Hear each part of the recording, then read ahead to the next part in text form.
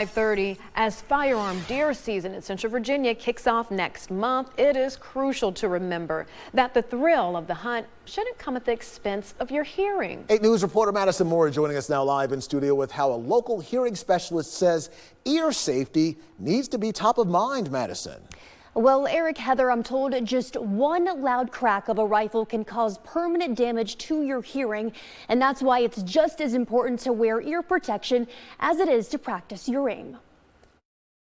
A lot of times people will tell me they'll wear their hearing protection at the range, but they don't want to miss out on the deers rustling behind them or some of those small sounds that really help out when you're hunting. With that, Beltone hearing instrument specialist Jared Mazzo says you can purchase electronic earmuffs that only filter out gunshots rather than outside noise, while other options include custom ear molds from your audiologist, One of the different color options, or maybe how small it is in his ear, or earplugs. There's nothing wrong with those foam over-the-counter headphone kind of styles, but the big thing with those is just to make sure you're using them properly. It is almost 3 to 4 times better sound reduction if they're in properly versus if they're not in.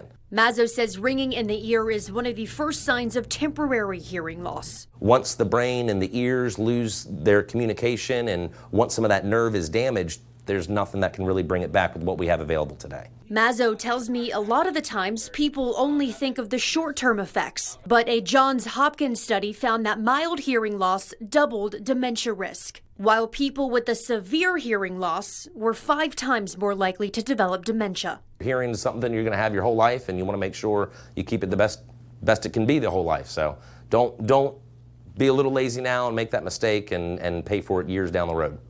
And of course, specific hunting dates and regulations vary depending on the type of game you're hunting and where you live in the state. But for all that information, you can head over to Virginia Department of Wildlife Resources website. Live in the studio, I'm Madison Moore.